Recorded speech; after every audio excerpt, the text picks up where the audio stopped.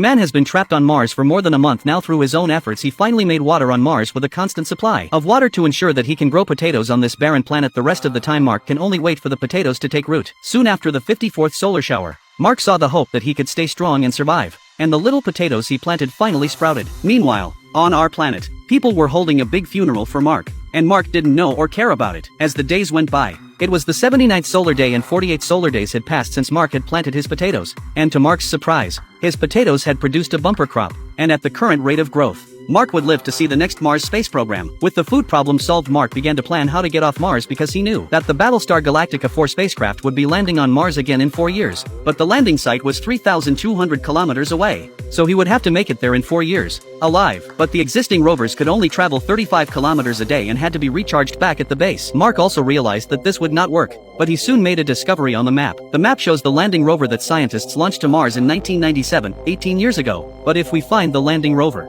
we may still have a chance to send a message to the Earth. But the temperature of Mars at night is extremely low, and if we don't solve the problem of the cold, he can't stay out there all night. Mark had to give up. The next day he removed the batteries from Rover 2 and added them to Rover 1 so that he could run at least 60 kilometers a day. Then there was the problem of the cold temperatures at night. He found the abandoned radioisotope thermoelectric generator. This engine was lethally radioactive, so the astronauts buried it when they came to Mars, but if you use it carefully it won't leak. Mark had no choice but to take the risk and rebuild the engine. With the engine, Mark solved the problem of hypothermia. Soon he was on his way again to the location of the landing probe. But Mark had no idea that the news that he was still alive would soon reach Earth. In the center of the space agency, a worker in order to record the situation on Mars. He looked at the satellites in space to the surface of Mars again. The worker soon found that something was wrong in the Mars base of the fixed solar panels and the position of the change. He incredibly repeatedly checked to make sure that he was right. He immediately took out his cell phone to notify the senior management. The people looked incredulously at the photos from Mars. They realized that Mark was not dead. But their first reaction was not to think about how to save Mark, but to worry about the pressure brought by the media.